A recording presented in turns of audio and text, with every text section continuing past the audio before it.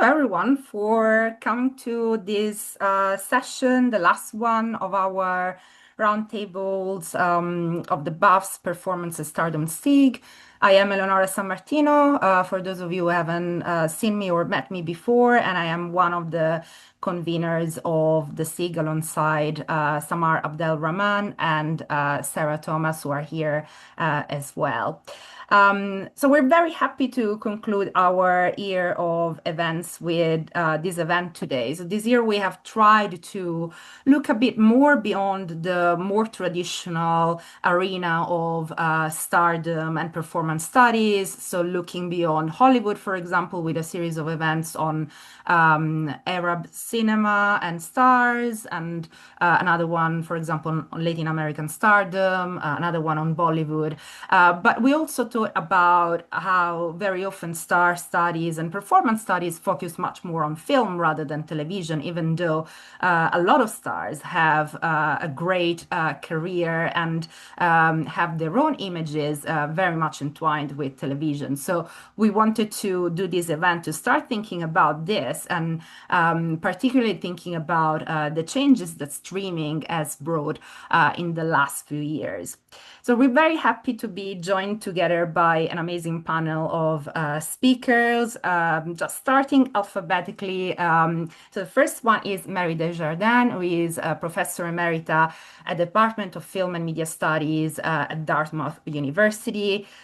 Mary has published very widely on film, television, and radio history, stardom, feminist theory, and filmmaking, melodrama, among the other things. And she is the author of the book Recycled Stars, Female Stardom in the Age of Television and Video, and the editor of the special collection of celebrity studies, The Celebrity Biography and Biopic. Next up, we have Mareike Jenner, who is a senior lecturer in media studies at Anglia Ruskin University. Mareike works on television and she has written various volumes on this topic, starting with American TV drama in 2015 and more recently Netflix and the reinvention of television, and the edited collection Binge Watching and Contemporary Television and Research. Last but certainly not least, Simone Knox from Reading University. Simone researches television and film, particularly style and medium specificity, acting and performance, adaptation and translation, the politics of representation, and the lived experience of screen culture. And she is currently working on dubbing in film and television. Very relevantly for today, she is the author of Friends, reading, sorry, of the sitcom. Bit of a Freudian slip there, an editor of the special edition of Critical Studies in Television, Acting on Television, Analytical Methods and Approaches. So thank you very much, everyone, for joining us today. This is a very exciting lineup for this panel.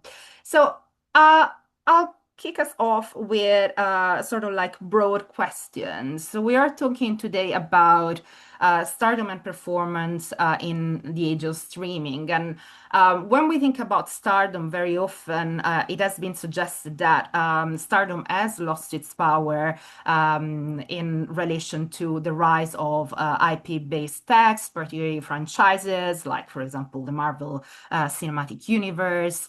But stars are indeed still quite important. So do you think that the presence of star performers is a notable feature of the content produced for streaming platforms? And also thinking about the sort of character-based narratives that we used to find in mid-budget cinema that now appear to be more prevalent on television, particularly on these platforms, rather than the sort of like blockbuster spectacle of cinema.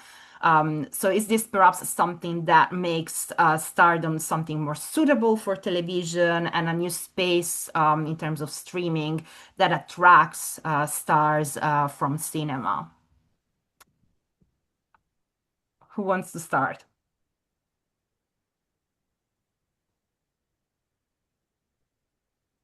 I can start. Thank you. Um, so I've been looking particularly at um, the way that Amazon is currently trying to kind of like implement a strategy of what it calls hyper localization, which actually it's just localization. There's nothing particularly hyper about it.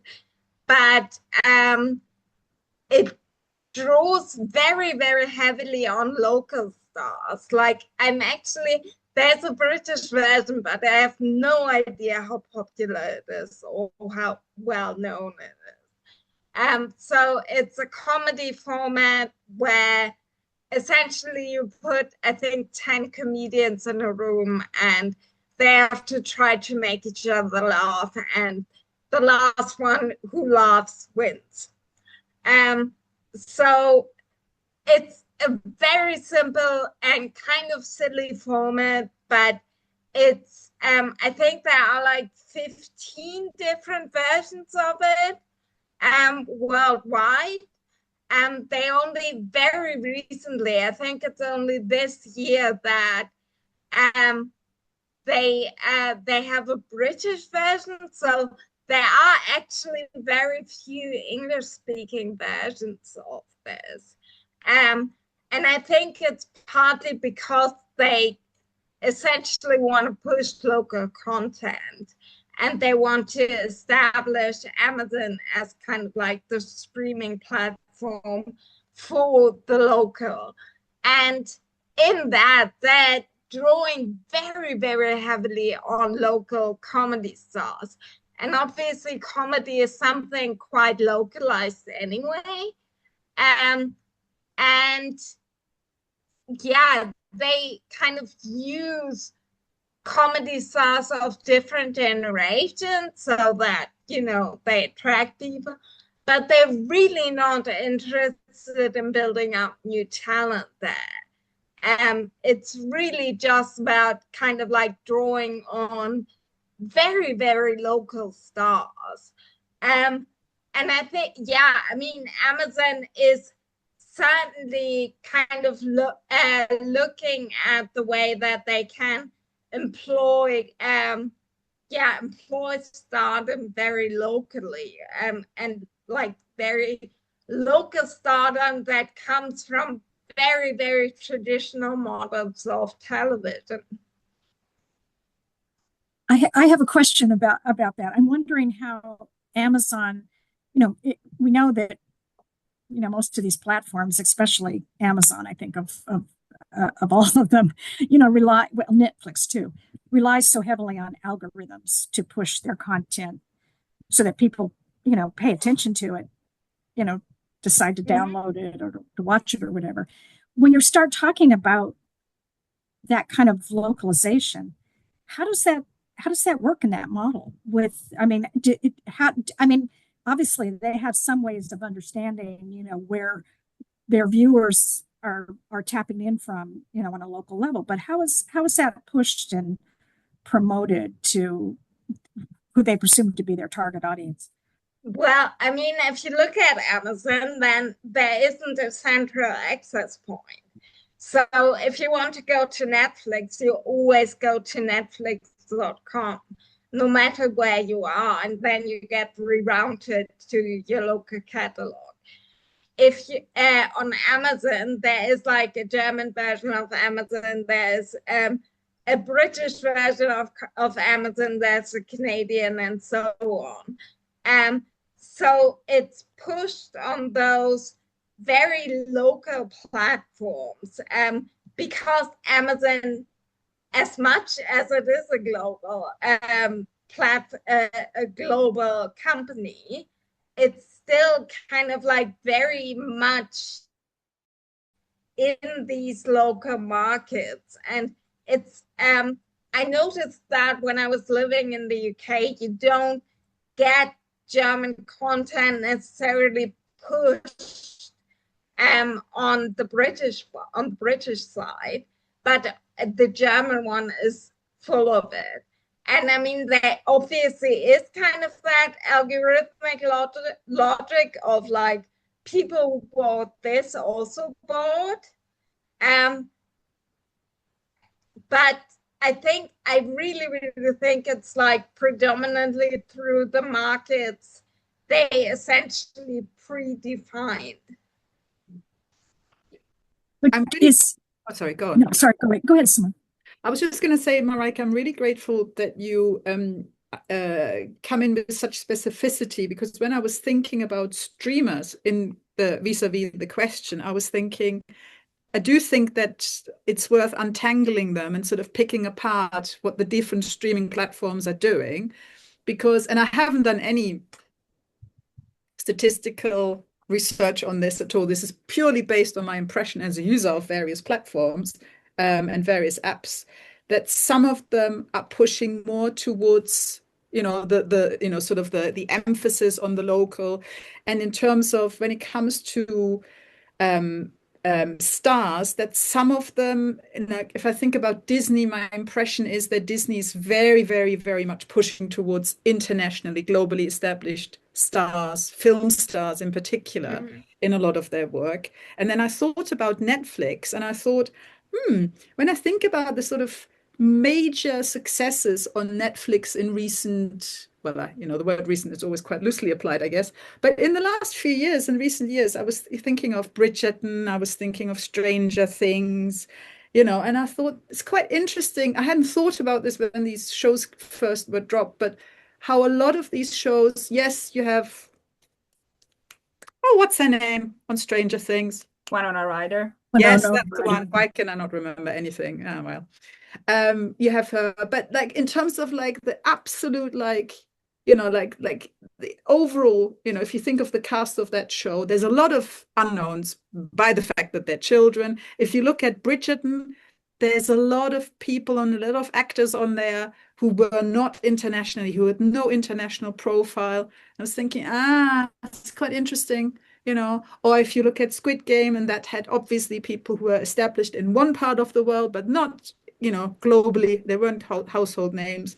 So it's quite interesting that they're not pushing for that in their big hits, certainly, in the same way. And clearly one thing that they want is they don't want the baggage. They want this sort of sense of, don't want to call it exclusivity, because they don't really use that in their contracts. I don't think that they do. But the sense of, you don't know these from other, franchises or content, they kind of come, they're quite fresh faces for a lot of viewers, which can be helpful. And on a very practical level also, of course, it affects the leverage that these performers have, in terms of the salaries they can negotiate with them, or rather their managers and agents can negotiate. And I thought, that's quite interesting. I hadn't thought about this until you asked the question. I think that's really quite fascinating, how they have sort of, there's different profiles we can see. And I didn't know this about Amazon until Mareike, until you mentioned that, and that's really fascinating as well. And you're absolutely right, what you said, that, I was in Germany, I watched a German show on Amazon in Germany, took my laptop back here, it was gone. There's no trace. Apparently, I never watched it. It's really fascinating. So not only can I not find it, like the algorithm isn't pushing it, I can't actually get it. I had to get, maybe I had to get a VPN to get access to it. It's quite interesting. The algorithm, sorry, Mary, I think it was actually your turn.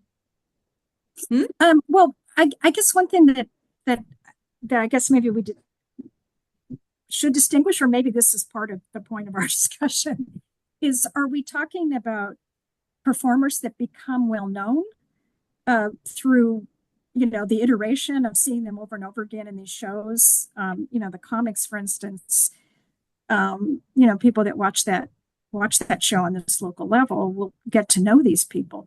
But Stardom seems to imply that there's a kind of a promotional apparatus, whether it's visible or not to the public. There's a promotional apparatus that creates, this kind of sense that people are curious about the private life, and that there's something sort of at stake about this personality or this talent that is somehow meaningful beyond the particular entertainment vehicle that they're in. And it seems to me that if there can become on a local level people that become famous to that locale, partly through constant exposure to them and getting to know their talent and just becoming familiar with them. I mean, I think that's one of the things that streaming does take from the earlier television model, that it's that kind of quotidian, daily kind of exposure to certain kind of acting talent that often created stars for that medium. But are these, performers in a local television show, are they stars? or are they, performers that people are familiar with and have some affection for? But, what takes that kind of level of stardom? And, I think one of the things that Simone was saying about issues of leverage and so forth and contracts, which are very slippery, I think, in these newer models, slippery for the actors, in terms of this is part of what some of the union strikes were in the past year, was over things like, well, do they get residuals? I mean, you find out that in some cases, shows that were incredibly popular, after their initial payment, the actors don't get any more money if it's seen by, 40 million people versus, 100,000. So I guess one of the things that's kind of unclear to me is like what aspects of the star model are these streaming platforms trying to exploit? But at the same time, they're not particularly in the business of doing that kind of grooming of performers, or even particularly concerned. I mean, what you were talking about, seeing a German show and then going back to the UK and not being able to find it. I mean, how do we even talk about what they're trying to do in terms of, when we think of stars as being, potentially global? They not always, but you can have a very big star in a certain country and that not be global. But that's kind of always been seen as the goal, is to kind of have this sort of global phenomenon with Stardom. And it seems to me that there's a lot of questions that are being obscured by the model, that it makes it hard for us to understand the continuities and some of the departures from earlier models of media stardom. I think another aspect that's really quite difficult is, I mean, streaming isn't really that old. Like, I think Amazon, like House of Cards came out in 2013. That's really not a long time. So if you, and I mean, it's like, especially Netflix kind of just seems to throw things against the wall and see what sticks. And they definitely tried to build something. I wouldn't call it Disney stars, but they tried to do something with Noah Centineo, the guy from All the Boys I've Loved Before. And he's been in like several of these teen films. He's still in a series on Netflix that I don't think anybody really watches. But it obviously didn't stick because they're not pushing him particularly. They haven't tried this with anyone else. And I think that like Netflix is more cost conscious than Amazon. Like Amazon just spends an insane amount of money. And I think for Netflix, that's kind of just proven not to be particularly useful, which is why they're doing that thing as Simone said, with Bridgerton and all these, like you have breakout stars. Like I think with Bridgerton, I think particularly Jonathan Bailey seems to have a moment at the moment. And he but he's like everywhere. He's honestly in everything. He's like there's nothing Netflix about him anymore. It's quite interesting because if I think about Jonathan Bailey as someone who is really much into theater, for me, Jonathan Bailey is someone who is a theater star first, and then obviously that's something that again is quite local because if you go to Western shows, you know him, but otherwise, who's Jonathan Bailey, right?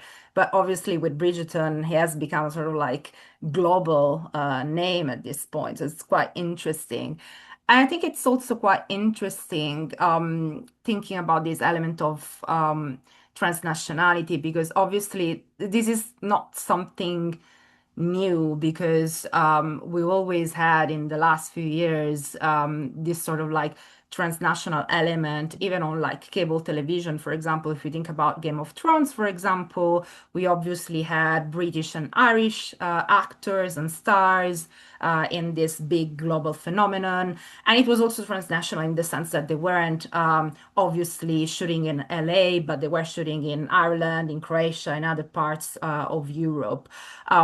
And you also mentioned Squid Game, which is another quite interesting example. So, how do you think that these platforms are mobilizing performance and star power across these national borders? Not just in terms of like the local, but do you think that there are cases in which instead we could talk about transnational stars? And I'm thinking particularly about British actors who perhaps don't have the same opportunities of American actors to be exposed more globally. If they're in like a British television show, it's not necessarily marketed as widely as an American show, perhaps. So can we talk about a sort of like transnational stardom in this sense?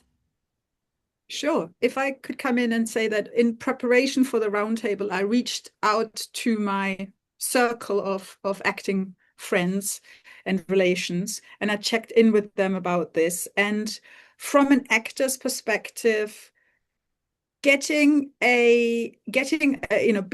cast in a show that's for a streamer can be really attractive, especially if you're less established, because the kind of visibility and profile that can get you really, really quickly, globally, is something that you just didn't have it in the same way 20 years ago. So it can be extremely attractive and sought after, especially by, as I said, more emergent actors. If you're really well established, then you can obviously take your pick more. And then it's also attractive because you have the shorter season runs and you can combine doing this TV show and then this, and you can do some theater, and you might do a film of different kinds. And so, your schedule is more flexible. You can sort of do, and you don't have that fear. I mean, that's a privileged problem to have in a way, that fear of, oh, I don't want to sign myself away my work life for the next 7-10 years, where I do 22 episodes a season of this show and it goes on forever. That, some actors obviously would love to have that problem. So for British actors, if we think about them for a moment, the having more production, especially with peak TV, has been very attractive to them because it offsets the precarity that's crept up for them because the decline of rep theatre in the UK, which was always a fallback for them, right? So now it's more, the work is in screen-based acting. That's the employment opportunities. And then that can be very precarious, very, exploitation is kind of baked into the system, especially for actors. So the hope to get onto, to make your name more globally also means that more casting directors become aware of you, that you get a certain reach, albeit implicit, because you're not actively necessarily reaching out.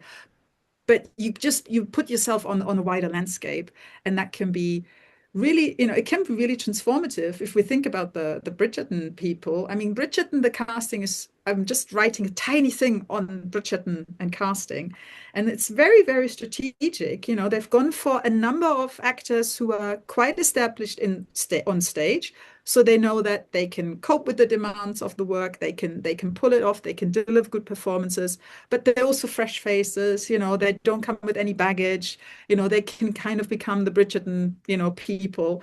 And they can then be transformed in terms of their career, and they can become, and I should also add that obviously with a lot, not with Bridgerton, but with quite a few of these shows, then the British actors play Americans, so that necessarily audiences might not even know, it's a British person, that's a British actor. They just become these names that become, really, really, really very, it's working on a global scale in the way that it hasn't. And I'll just add that that's also it's very attractive to actors, but it can also be quite overwhelming as an experience. And I'm particularly thinking here of the younger and less experienced an actor is. What does that do for them? If we think about the Stranger Things kids, the young actors, for example, I wonder, are there any ethics of care?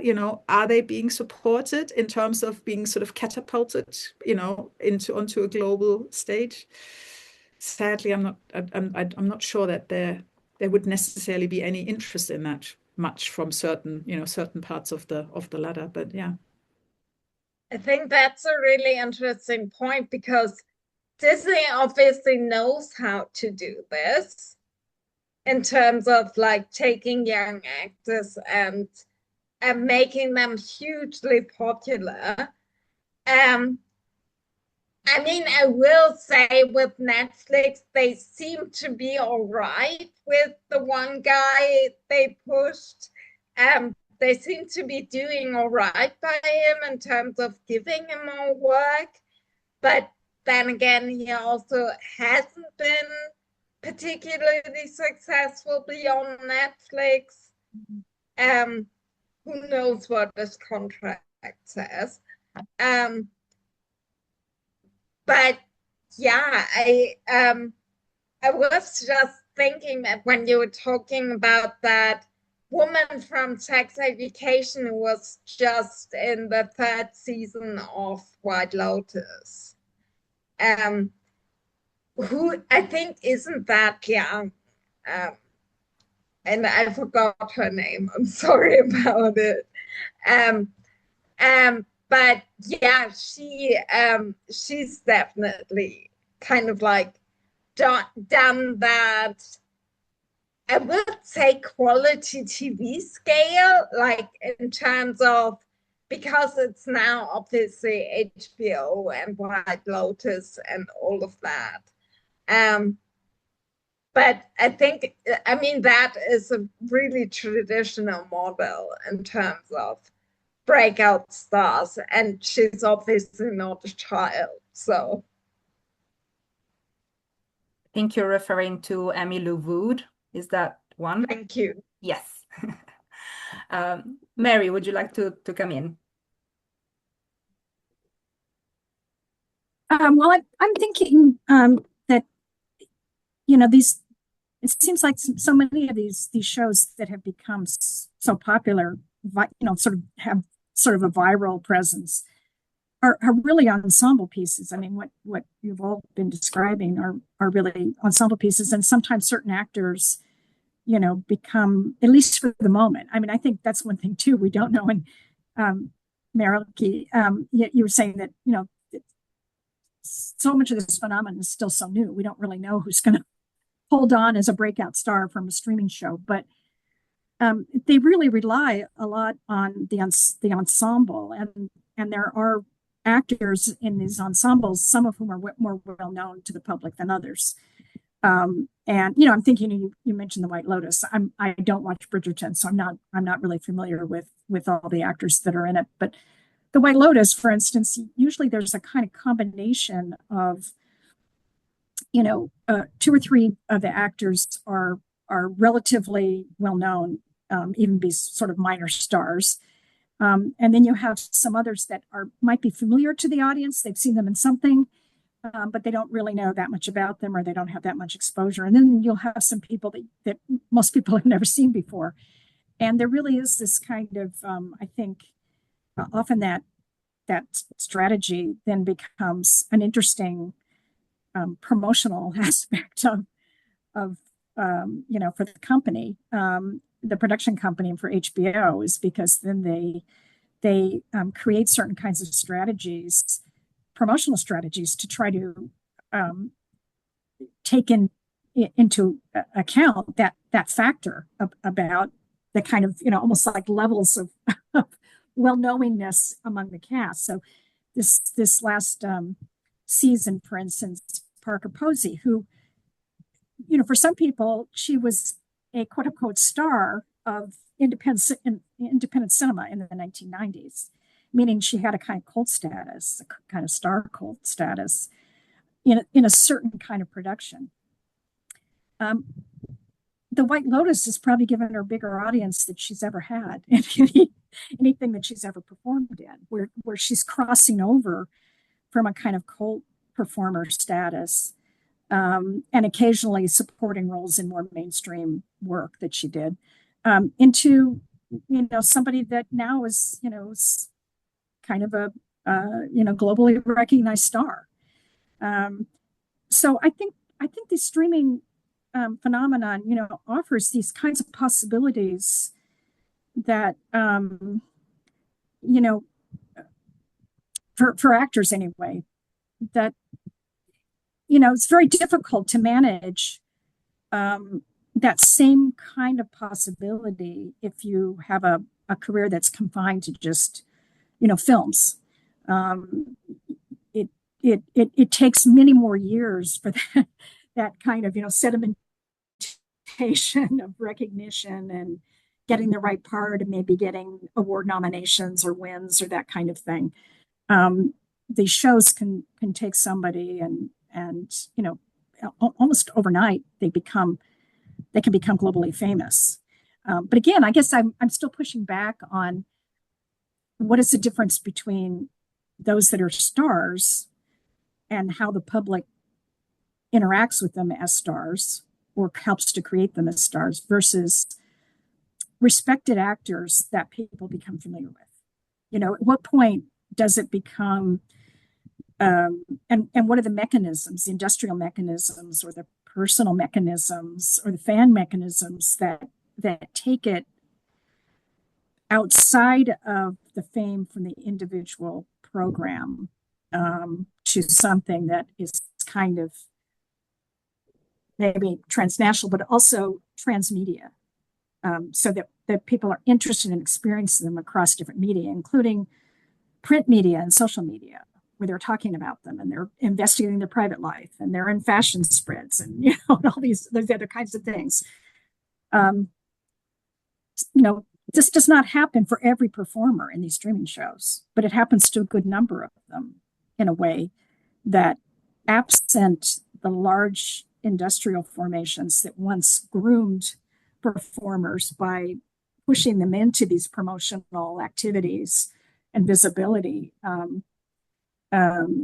it seems that these shows have this possibility. Now, obviously, they're still employing PR people. In fact, I don't know how you experienced it, but I swear when the last season of White Lotus, my whole Facebook feed was it seemed like was various promotional material for that series. So there obviously is PR people working overtime, but I'm also trying to sort of identify, like, what is it about how we might talk about stardom differently than merely, and I say merely kind of ironically, actors who become famous because of familiarity and they're in a show that you like.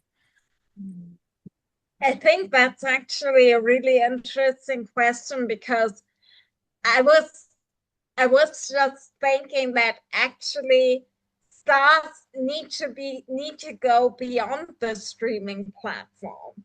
So, I mean, if you think of Jonathan Bailey just as an example of likely an actor who's going to be with us for a while.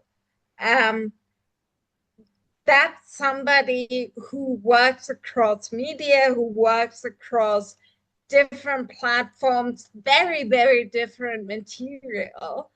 I mean, I think if you do Bridgerton and Fellow Travelers, that's probably as different as you can get. So I think to a certain extent, the Stardom is breaking out. But at least in the American system, I will kind of go back to the German system and kind of the localized Stardom, where Amazon really, really draws on kind of like stars from the early 2000s, and they have their own shows there, but they also already have their Stardom. And that was established in a very, very different media system. That's quite interesting. And I mean, I was thinking about White Lotus, because obviously some of the examples that you made, Mary, like Parker Posey, for example, as you said, is sort of like cult persona. The same we could say probably about Jennifer Coolidge, who has always been a sort of like cult performer in cinema, and then she was in White Lotus. But at the same time, I mean, I didn't experience much of the marketing, but I certainly experienced a lot of like the memes online after this season, and the whole sort of like argument, or if there ever was an argument between Emily Wood and Walter Goggins, that definitely had a whiff of sort of like old Hollywood PR machine behind this sort of like I'm following on Instagram, but we're actually friends, we're besties, and so on, right? And but we're still talking about mostly a lot of the examples that we have made so far, people who have become big in television rather than cinema. But I think it's also interesting to see how we have a lot of film stars who in the last few years have gone from film to TV and back quite seamlessly, like Nicole Kidman, for example. She has worked a lot on television for cable. She's done a lot of things for HBO, but most recently also Netflix, Amazon. I think she's been on a lot of different streaming platforms, and there are many other film stars who seem to have found a sort of like rejuvenation, or they are re-energizing their own careers thanks to television. And I think it's perhaps significant that if we think about Nicole Kidman, that came at a moment where she had crossed, 50 years old. So a moment where potentially roles may have been drying down on film for her. So what do you think about this sort of like, what are the opportunities that streaming offers to film stars to reshape their image? And do you think that there's any difference, for example, between aging female stars versus male film stars when they cross to television, and the opportunities that they have? I mean, they're clearly very, they're clearly very attractive because they're big names. If you think about being a streaming platform and your landing page, and then you've got Nicole Kidman's face, in a thumbnail, that's clearly going to help you. That's clearly very valuable. And she, I think, has actually spoken in interviews how when she turned even 40, I think she said the roles dried up and she got turned down, which is quite depressing. And she's also really fascinating because one of the things she did is she moved into production, right? And she, has her own production company, and she has made the work happen for her. So clearly there's been, and Reese Witherspoon as well, obviously. So clearly there's been a receptiveness to, female actors wanting more creative agency, wanting to make, the kind of productions that, long form storytelling in particular. I'm sure they're, very interested in that. Many actors are very interested in the opportunities to developing and building a character over episodes and maybe several seasons. So clearly there's been a receptiveness, by, the streamers for these kind of opportunities, because it's kind of, I'm not saying it's an equal win-win, but it's clearly mutually there's a lot of attraction and a lot of benefits for both sides.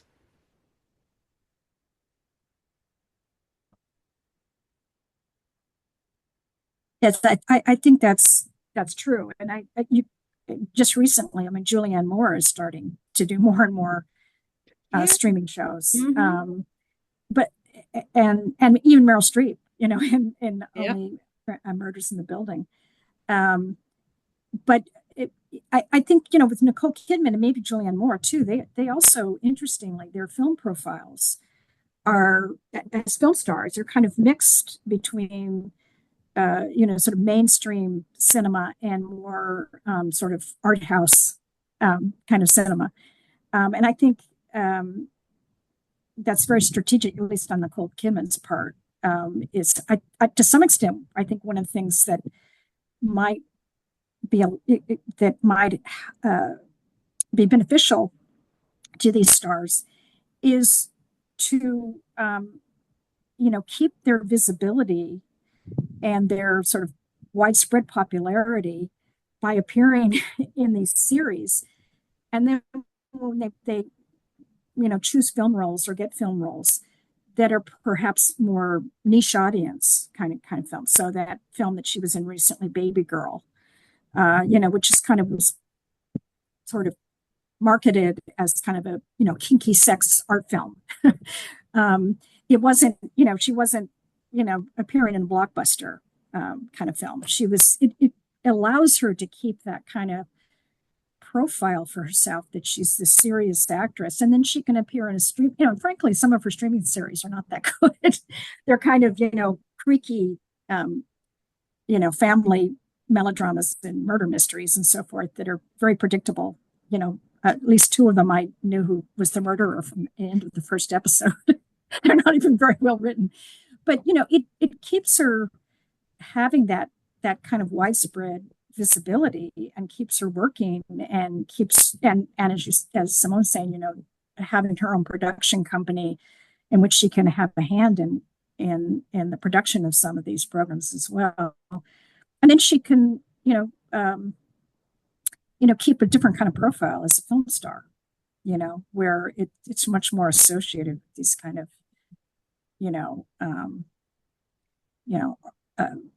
serious art house films that don't have to be seen by very many people. And, I'm not so sure about Julianne Moore. I mean, I don't think she has her own production company, but, she has a profile of working with a lot of independent filmmakers like Todd Haynes and, recently an Almodovar film. And so she also has this kind of profile of the art house actress, and she can dip her toes into television and keep the more widespread mainstream audience relationship through that way. So I think that's very different in many ways than what film stars from earlier historical periods faced when they moved into television, because although, as we were just saying, it's depressing that, after the age of 40 or 50, Nicole Kidman doesn't get as many film offers. It still is not maybe quite as bad as it was during the sort of studio era, these big stars that made their name in the 40s and 50s and then found themselves in a really changed media environment where films made around the female star were no longer viable for the studios. And so television becomes their salvation, but it also was seen culturally somewhat as a step down for them. And I don't think that is as true anymore. And I don't think it's ever been quite as true for British actors, because British actors have always, and I think this is true of a lot of European actors, they've always moved between television and film without that same kind of stigma that a lot of American actors, going to a TV show was seen as like, well, my career's moved into a downward phase. And so, but I think streaming has kind of blurred those boundaries. I think also theater, like because the European countries are just so much smaller, the kind of film, theater, television industries are just more merged. So you have kind of more opportunities. And I mean, television obviously always had that history of aging stars. Like I wrote my PhD on crime series, so I had to watch a lot of Columbo. And that, I mean, let's be fair, it's the quality TV of the era, definitely. But there are so many kind of like very old school classic cinema stars there. And obviously, I mean, as Mary said, you have kind of like this change with streaming. And I mean, film and television industries were more merged even before streaming. And streaming kind of allows, I think, more opportunities for particularly stars with production companies. So if you're kind of pitching your own stuff, and obviously Nicole Kidman is a very, very recognizable actress, I think that kind of like gives it more longevity and obviously kind of material you want. Quite frankly, I haven't seen Baby Girl, but Nicole Kidman seems to do a lot of stuff where she's the older woman who gets with a guy 30 years younger than her. Certainly. Maybe that's some sort of corrective because her ex-husband gets to open, action franchises at, what is he, 61? But it was maybe I was actually thinking because she wasn't in the cinema for such a long time. I'm always wondering how related that is. Like, I don't actually think Scientology is that powerful, but I mean, he's kind of been there all the time, and she was just gone for 20 years, something like that. I mean, it's also perhaps interesting thinking about the kind of maybe genre of television that different stars are associated with. Because if I think about like old Hollywood stars moving to television, usually women, it was in soap operas like The Thornbirds or Falcon Crest, while men in like TV procedurals, more sort of like masculine kind of genres of television. Well, perhaps it seems that there's more blurriness in terms of like the genres of TV that female stars are doing as well. And similarly, male stars seem to move more across different genres of television that are not the more traditionally like feminine and masculine kind of genres of television. So that's quite interesting as well. I think one last question before we move to the audience and we open up the floor for questions from the audience. Another thing that I think it's quite interesting that I've noticed in the last few years is how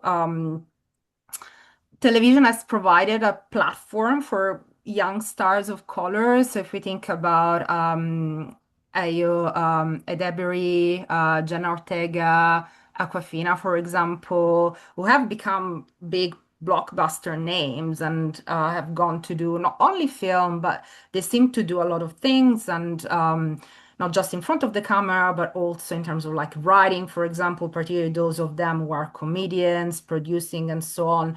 So do you think that perhaps because there are so many different streaming platforms at the same time, so it's not just, network channels, it's not just cable channels, are there more opportunities out there for performer of colors to also keep their own creative voice in the process without compromising their own like perspective in terms of like the kind of roles that they can do? Or is it just a sort of like reiteration of what was there before?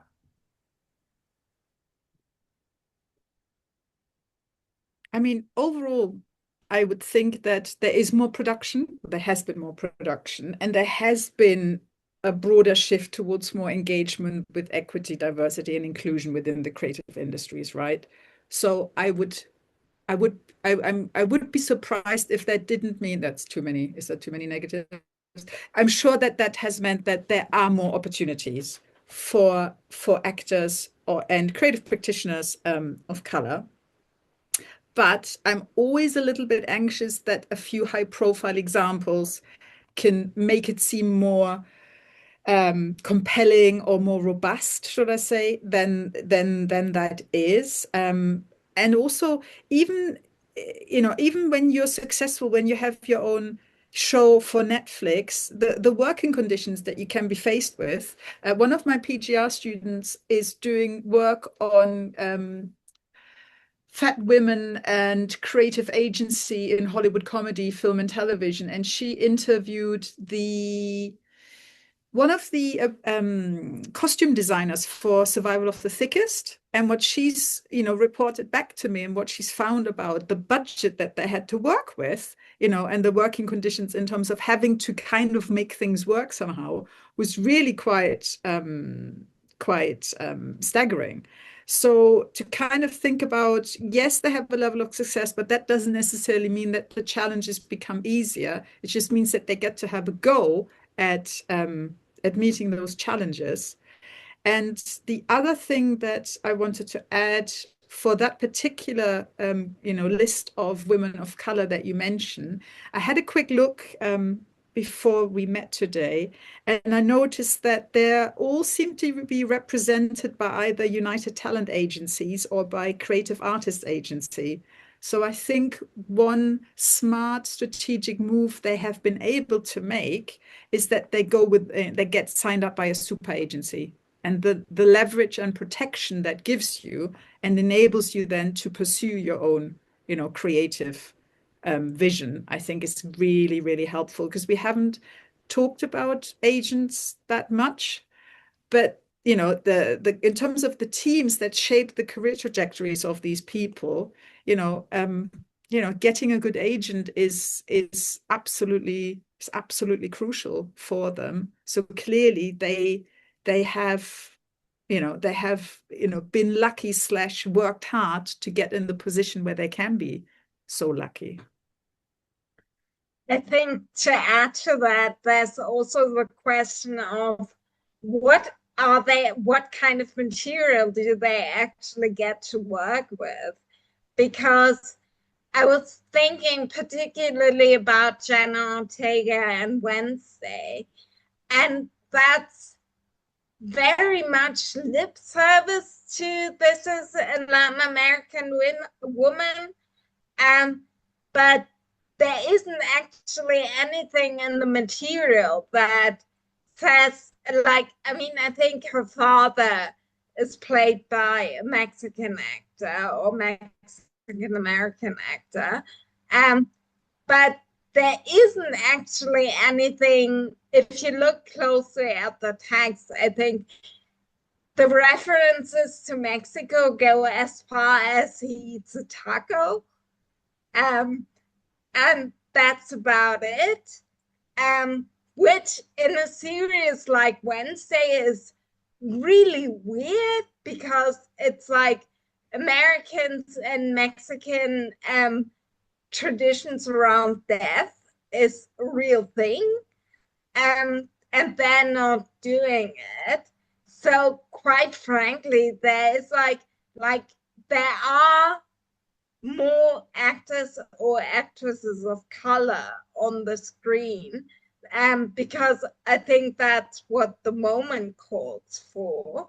But there isn't actually, like, the narrative doesn't need them in that sense. Like, they don't get to tell stories that are particularly important or culturally invested. Yeah, I remember seeing some online discussion about Emily in Paris, and how few someone was claiming how few people of color were in the show, and actually there are, for the most part, for most of the seasons there have been at least three major characters. I mean, they're not the lead characters, but major supporting characters that are people of color. So I think the person maybe was exaggerating that was most complaining about that in this forum. But I think the point is that you can have a quantity of people of color in a program, but does it actually represent the lived experience of a person of color? And so for instance, a show like Emily in Paris, you have a Black character, but does it actually deal with the embodied reality of being a Black person in Paris? There's a kind of sense that the default is the kind of whiteness in which the characters can pass through situations and contexts without experiencing issues about their color. So I think sort of what Mareike was saying, that you can have characters of color, but if you don't actually represent their experience, then you still have a problem. Diversity and inclusion shouldn't just be about the number of people that you fill up. It should be about respecting, honoring, and making visible the experiences of people that represent a diverse population in any given story. So I think that is, probably a real challenge for actors of color, is to find, first to find parts. And because there still are commitments, even though this whole issue of diversity inclusion is constantly coming under attacks, and right now in the US is coming into some very strong attacks, there's still many organizations that are committed to it. But is it about just numbers, or is it about actually making a diverse workplace, but also making a diverse field of representations that deal with the different kind of experiences that people of different color experience, or would experience in that context? Yeah, Kristen Warner has written about that so nicely when she talked about plastic representation, right? Exactly. It's that. It's like visual and not narrative. Yeah, I think it's a really interesting topic to discuss. And I mean, it's not that different from films either, because we've seen a similar trend in films as well, in terms of like having more people of color, perhaps, but not necessarily in terms of like the quality of the representation. So it's a similar problem there for sure. I have other questions, but I don't want to further monopolize the conversation. So I'd like to ask the audience to please ask questions. And I know that there is one. So Verena, you had a point about Netflix and safeguarding when we were discussing Stranger Things. Would you like to ask or add anything to that? Yes, hi. Can you hear me okay? Yeah. Yes, right. Yeah, well, first of all, thank you for the really interesting and illuminating roundtable. This is fascinating stuff. So my own research is around, or has been for my PhD, around German actresses in stardom in German cinema. And national identity and all of those, complex issues in German history and film and media. But around the Netflix and safeguarding issue, I recently did a lecture for a module on a module which is called Cinema of Experience, which is a module about identity and representation in film. And the lecture that I was reminded of when I heard you talking was about representations of sexuality and sexual acts in the cinema. And it was very important to me to have a slide on intimacy coordinators in that lecture. And so, I'm not overly familiar with the work of intimacy coordinators, but I really I was aware on the periphery, of my vision that this is a thing that's becoming increasingly kind of standardized. And so I was sort of surprised, maybe not surprised, but it was funny, interesting to read that Netflix was one of the first kind of not just streaming services, but acting as production companies who kind of made having intimacy coordinators mandatory on their productions. And then I talked a little bit about how a number of especially female actors of different ages and generations, such as Emma Thompson or Emma Stone, have kind of spoken up about how useful they have found having an intimacy coordinator on set, and then contrasting that with sort of a male kind of heterosexual directors of another generation. The key name here being Paul Verhoeven. And I don't know how familiar you are with his film Benedetta, about the kind of masturbating medieval nuns. Yeah, love that film. It's just, Verhoeven's always great fun. It's great fun. I don't believe in political correctness, and anyway. So Verhoeven was talking about how you work with those actresses, especially the older one. Her name escapes me now. She's worked a lot with Justine Triet, a blonde in her 40s, very kind of self-assured, confident performer. And so basically in an interview, Verhoeven dismissed the idea of coordinators out of hand and said, we don't need that in French cinema. And the actresses are confident, they know what they're doing, I know what I'm doing, we are in communication, and this is just silly woke business, effectively. And I was just wondering what your thoughts on that are, to kind of if I'm kind of filling in on a bit of background in terms of how women in their 20s and 30s and 50s and a man in his 80s comments on the usefulness of intimacy coordinators.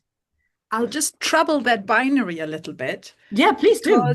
Because one thing I find really fascinating is when you talk to actors or female actors, and when you listen to podcasts, I'm really struck by how many female actors sort of in their 50s now and upwards actually have spoken out against intimacy coordinators. And Gwyneth Paltrow has.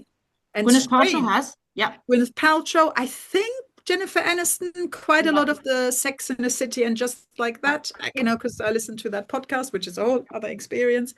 And there's this interesting sort of, at the level of discourse, they're sort of positioning themselves as, I'm an actor, I have my craft, I don't need those things, almost as if that were to protect you from any abuse, which of course it doesn't. And that I find surprising, it's problematic, isn't it? It's I find it a bit depressing. It kind of speaks of a lack of self-awareness, and awareness of the issues of discrimination against people in vulnerable positions in the industry. And also a sense of, what's your responsibility towards emergent performers? Exactly. Right? You might have star leverage. Nobody's going to come and try and do anything with you. Exactly. But what about somebody out of drama school, mid to early 20s, probably mid 20s, what about them? I don't think this is particularly helpful. Exactly. And they're not helping the cause of equality, and there's numerous examples. I watched a new YouTube video about a James Franco and how he basically exploited a number of kind of young female actors, and just get them to perform sexual acts on him with the promise of giving them roles and so on and so forth. You know, it's so kind of endemic to the industry, and kind of to link that back to a specific actor that you mentioned in your talk, and the kind of the way that sex scenes are staged and filmed and managed. Of course, Nicole Kidman has not so recently, not so long ago, been in a film called Baby Girl. Are you familiar with that? Yeah. So but kind of soft BDSM relationship between her and a considerably younger man in his 20s or early 30s. So that was another film that I mentioned in this lecture because I thought it was remarkable in how it was kind of, you know, complicating representations of female desire, and crucially of female desire of somebody who is kind of you know, older than 50. You know, so there was some interesting, of course, female screenwriter, female director, Dutch director, writer director, I believe, and yeah, you know, obviously raising the point on the one hand that the man was in a position of victimhood because he was younger and had no economic power. Whereas she held all the power because she was the CEO of the company where he was an intern. But in terms of the sexual relationship that is portrayed, she is very much the submissive party, you know. So yeah, so there's lots of interesting things going on. But yeah, just a thought, you know. No, but thanks for bringing that up. I work with Tanya Horek, who yes, did a lot of research on intimacy coordinators, and all right, I wasn't aware of that. Like, sorry, can I just strip? Where are you guys working together now? Are you? I'm not working. Okay. Like she's at Anglia Ruskin University, so my university. Right. Okay. And she did a project, on intimacy coordinators. Right. I think Harriet Fletcher is also somewhere here, who's also working at that university, and she's like, because I don't really teach anymore, she's like more involved there. But there is kind of that thing of like, I think like the guy from It's a Sin and like dedicated his BAFTA to the intimacy coordinator on that series. So it's very much shaping, I think, young actors. And if you think about early examples, like I think Jodie Foster said about Taxi Driver. And I mean, she was, I think, 14 or something when she did that. And her mother essentially supervised it. But I think there's one scene where she gives him a blowjob and kind of like just has to do the movement. And I think it was like Martin Scorsese who had to explain it to her. And at some point she just went, oh, so I just go like this. And they essentially went like, yeah, just do that. Thank you very much. But obviously it's kind of like when you have these adult men there who are meant to explain to you what you're doing, you don't actually, like, they don't know how much detail they can go into. It's horrific. And I think like younger actors, I think especially sex education has like a lot of intimacy coordination because they obviously worked with younger actors. I think that worked quite well for them. Thank you. Yeah, exactly. Lots of interesting issues to be raised. Thank you. Yes. Thank you very much, Verena. We have a question from Brandy, and then I've seen there is another one in the chat. Brandy, would you like to ask your question? Sure. Thank you all so much for this really illuminating roundtable. And I wanted to go back to something that Mary had mentioned about the sort of promotional apparatuses and how they are streamed as well, right, via viral content. And I guess I have a question about fans or audiences, right, and sort of audience engagement. And this is probably a broader, more abstract question, but it really is bothering me right now. How have audience reading practices informed stardom and performance? Because I think what I'm seeing, and I watch a lot of teen television, and Ginny and Georgia, right? Like all of these Netflix shows and things like that. And I'm a little concerned, I suppose, about sort of reading practices, the way that with streaming, there's seems to be a kind of collapse between star, actor, and character, right? And the way that sort of fans, audiences are sort of discussing these programs, the discourse around them, that is really collapsing the status, the figure of the character with the sort of star and or kind of sort of actor persona. And the ways that actors are now sort of calling attention to this and are in their interviews kind of managing this collapse in the way that we do critique, right?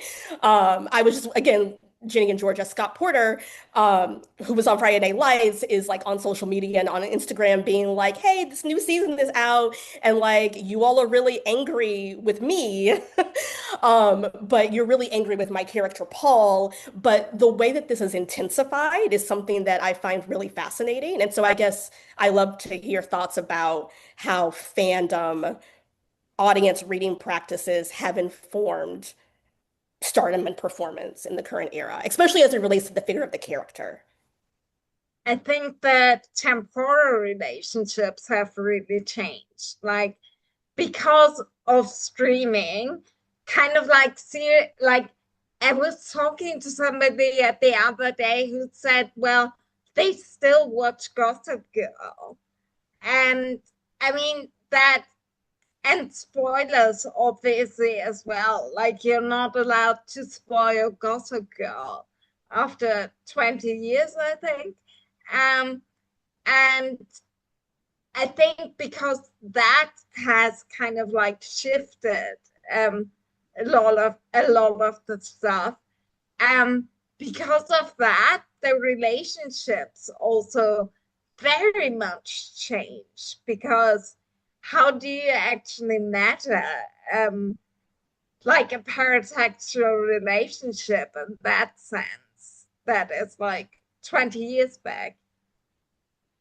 I wanted to add to that. What it immediately made me think is that, well, in a way, this is nothing new. We know that Ian Ang has talked about this collapse between how viewers might read the actor, the performer, and the character, and how they can be very playful and very pleasurable, right? But I think if I come at it in the way that I come at this work, which is from the actor's perspective, that visibility of that kind of discourse and that it can be directed at the actors, and the conflation between, you know, the sort of the actor, the person, and their star image that can take them unaware. I've interviewed Tony Curran, who you may know. He's been in lots of different things. He was Vincent van Gogh in Doctor Who, right? That's where British audiences mostly know him from. Fantastic performance.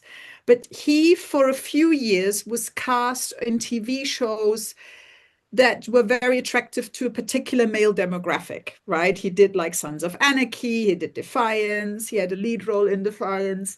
And I remember that he's a Scottish actor from a working class background, quite left-leaning. And he tweeted at some point, back when it was Twitter, he tweeted something about gun control. And he had quite a backlash by male fans who were like, oh, I never expected this from you. What is this? And he did not see this coming. And then he was like, maybe maybe I should have seen this coming, right? And that was quite fascinating for me to witness that, as someone who knows him, that's the experience he had. And that was quite a moment of, oh, that was quite, disturbing for him, that kind of conflation that he witnessed, that had been taking place. And if it wasn't for social media, I'm sure this has happened, in different ways, but because now there's these points of connection and this visibility and there's a whole discourse to be managed, I think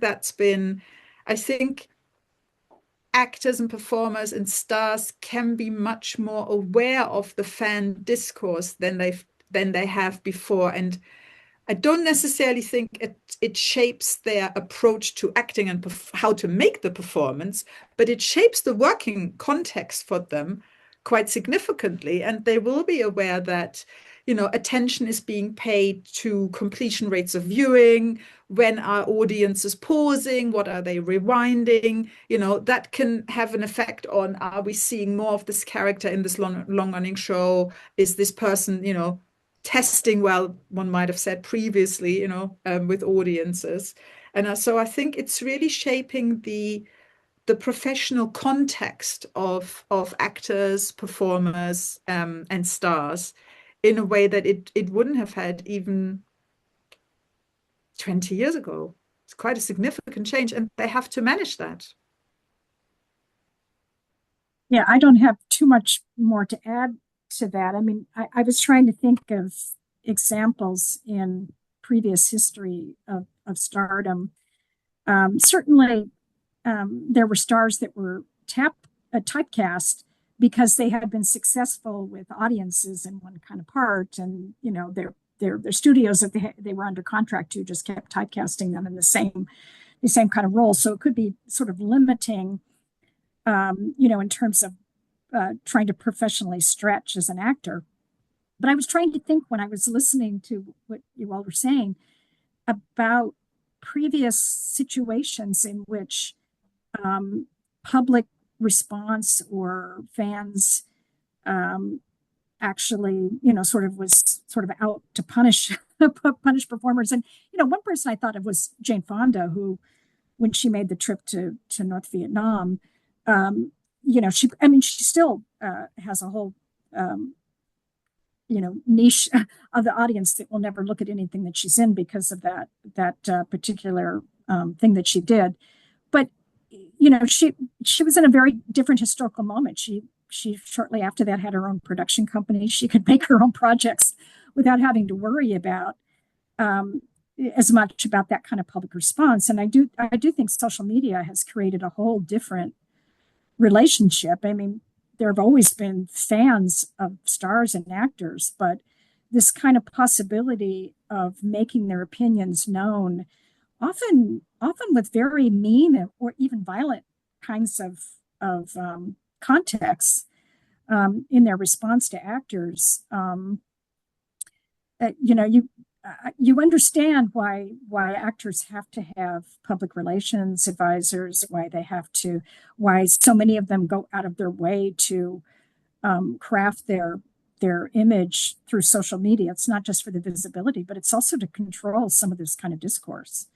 And to keep some kind of control as much as that's possible on your career as well, because now in contract, in terms of casting, at the point of casting, how many followers on social media does an actor have becomes something that becomes part of the discussion, right? And then in terms of the contract, you get like the expectation, how often you engage on which platform, with your fans, in what ways, that, that's all becoming more and more standardized, right? So there's a whole level of labor that performers and actors have to deal with.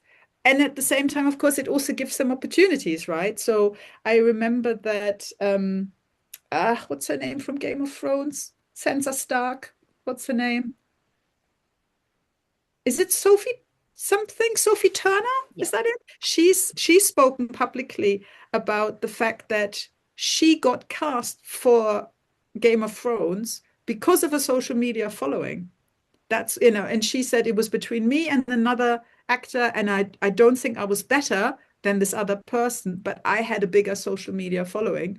And actually, interestingly enough, she struggled with issues around confidence for a long time because she felt like she got it because of her social media following.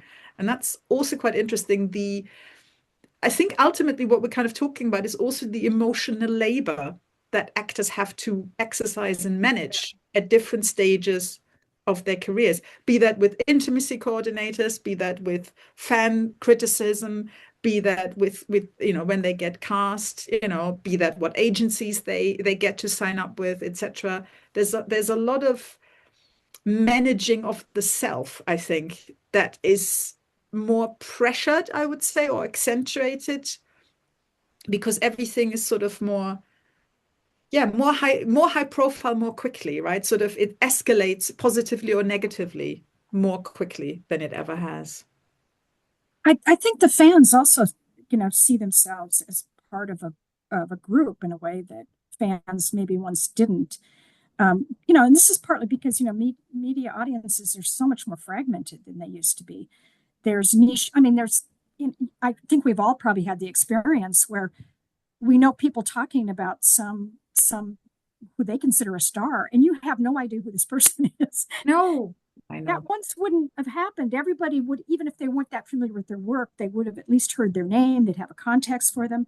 But now there are so many sort of micro star fan groups. There's people that are famous just among a niche kind of audience.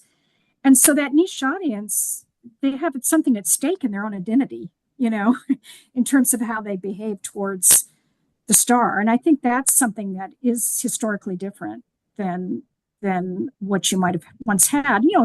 There's certainly in the 50s and 60s where you started to get, a camp gay audience. They might have had a particular kind of relationship with a performer, but this seems now to sort of be the norm, where there's niche not only stars that appeal to niche, but niche groups that identify with one another on the basis of that, and that has to change the relationship and the kind of discourse, I think, between performer and audience. Thank you very much for the great question, Brandy. Sarah, I've seen you have your hand up. Do you want to add something to this? No, I think Matthew's got a question in the chat, isn't he? Happy. Yeah, I'll go with Matthew's question first. Matthew, would you like to read it, or I can read it for you?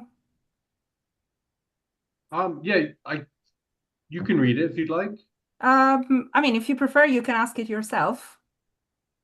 I think I had a couple of questions. And now I'm wondering which one I send. Which question are you looking at, actually? The one when you're asking about the difference between young film stars and young TV stars.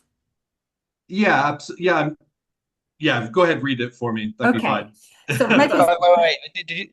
Did you mean my question, or do you mean Matthew Basica's question? Yeah, that's why I'm confused. I had a question. Sorry, there are two. Yeah. You mean Matthew Hilborn? Yeah, okay. Matthew Hilborn. Yeah, sorry.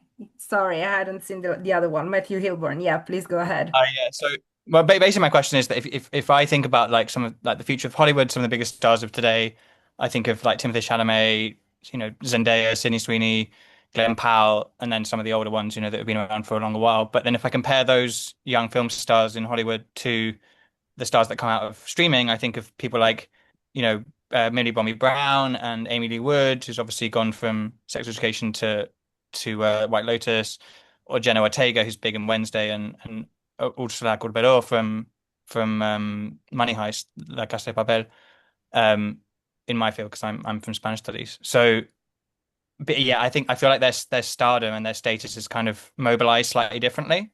Especially kind of, if I think of Millie Bobby Brown, like she's a huge star, but like she seems to be quite tied into Netflix. What with the film she did, Damsel, and obviously the Sherlock Holmes adaptations, Enola Holmes. So yeah, I just wondered about the kind of ways in which the stardom in streaming with those young actors differs from the kind of movie stars that I mentioned earlier. Thank you. I think one quite important thing is that obviously younger stars are cheaper than older stars. Like Nicole Kidman is going to earn a lot more money than Jenna Ortega. at least at this point in time. I think that is kind of like a really important thing. And like obviously the younger stars kind of come up and have to manage the system. Whereas for older stars, well, older, they essentially had to manage a very different environment. And in that sense, Leonardo DiCaprio didn't have to manage streaming in that way. Like, he gets his parts, obviously. And whether that comes out on streaming or not, I don't think he particularly cares. Well, I think one thing, I don't know all of the performers that you mentioned, but one thing I think that's, what happens to younger performers, what they become known by, the kind of programming or films or whatever, and then there's a desire often to break out of that expectation. I mean, if you look at how many sort of child and teen stars, especially female stars, where they have to, for instance, a lot of the young women who were Disney program stars that then have to prove that they're actually women and that they can be sexual and they can be this. And so they sort of try to break out of that mold, that stereotype that they first were cast in. And that has often really sad and tragic kind of consequences for them, in terms of their reputations, how they're,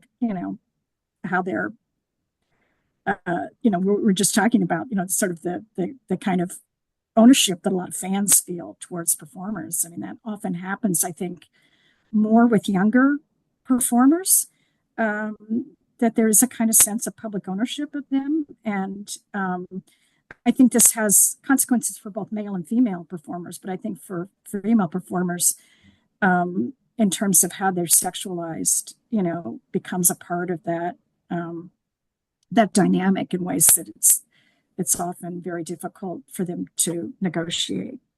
I don't know if that was really the intent of your question, but that's sort of what I was thinking about in terms of, I always feel sorry for performers that become really famous when they're of a certain age, especially when they're attached too closely to certain kinds of parts, because they seem to have a harder time, because it's almost like they have to prove something to themselves as well as to the public, that they can be some other kind of performer, and it often doesn't end nicely for them. I mean, Millie Bobby Brown is a really interesting example because she's also got a production company, right? And she's gone into producing. So kind of similarly to what we talked about earlier. I mean, it's interesting when you think Jane Fonda and Nicole Kidman and Millie Bobby Brown. And I don't know the details of, I wouldn't be surprised if she has some kind of deal with Netflix, for example. I wonder how long that's going to run for. Perhaps at some point, once that shifts, once that changes, once that comes to an end, she might pivot and move more into feature filmmaking. It'll be interesting to see what patterns emerge over time with this set of, very widely known performers that are still quite young, right? Thank you. Thank you very much for the question, Matthew. Sarah, do you want to come in? I can. I'm just spotlighting lots of people as well at the same time, so I'm trying to do two things at once. I had lots of comments. One that popped into my head just as you were talking about Millie Bobby Brown there, so I'll go with that one for a second. Of course, we were talking right at the beginning, I'd written down the question, are the streamers interested in establishing stars? There doesn't seem to be that kind of model of star building, partly because we're only talking about characters, we're only talking about the shows. Of course, Millie Bobby Brown is building that in terms of personal life as well, with the branding of her celebrity marriage and other things. So possibly one of the ones that will escape from just the platformatization could be her, I suppose. and thinking kind of through that. I just wanted to mention the other side of it as well, not the female, not the young, not the art house, not the Nicole Kidmans, but just the presence of somebody like Adam Sandler and Netflix, who we haven't really kind of gone, but you know, Netflix has essentially enabled him to continue his empire building, essentially around stardom and production and all of those things, but in a very different way that we've been kind of talking about. So that there's a real kind of intersection, I think, at the very zenith there of star power, platform power, and how the two have. So it's not a question, it's just a kind of a throwing in to the mix of Adam Sandler, because we haven't. It's really, really interesting because obviously his star was very much waning. And I think when Netflix first made the deal with him, it was like really, really kind of a laughing matter. And Netflix kind of kept saying, like, no, he's really popular in Latin America. And I think in those terms, like his transnational stardom, and apparently he's also really popular when you watch the films at home. Like home viewing figures for Adam Sandler films were quite high in terms of like, okay, this guy may not carry a blockbuster anymore, but he does carry what you do at home when you don't really want to make a choice. I've just checked as well in that, sorry to jump back in, I've just checked how many of his films are available on Netflix, and there is a lot, much more than Nicole Kidman's available. I think all Netflix. of them are actually so available. I wonder if it's partly about the archiving of one's own career as well in the deal. They had, so I mean, I think at the time of his first deal, they had all of his films available in, I think, all territories. And that's why they threw so much money at him. And quite frankly, I don't know, he strikes me as a bit of a lazy sod. So, like, he's essentially taken the money that all his production company, so he makes like millions per film. And I think it's kind of like, it's quite interesting because it's pretty much this ordinary stardom of essentially doing TV work and doing like these TV movies. And yeah, really, really, I think he's making insane amounts of money with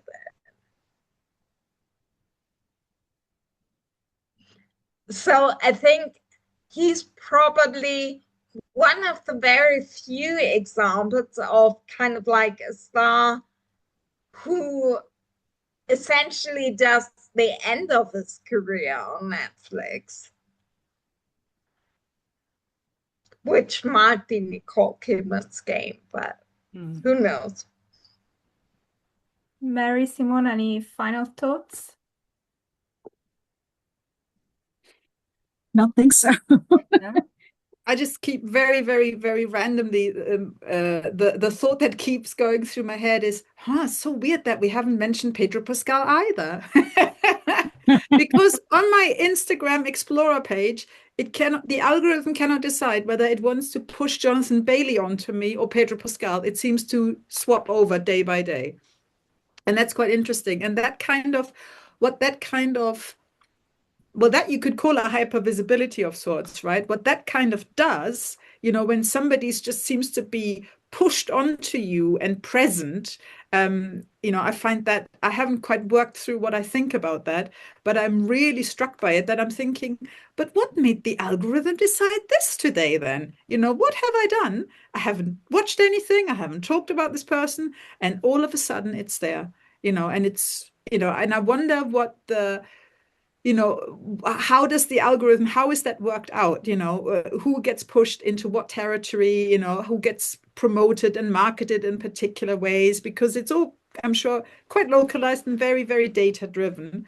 And then I also want, I mean, obviously we have a form of machine learning here, and then you think, oh, I wonder what's going to happen once AI pushes more into this as well, right?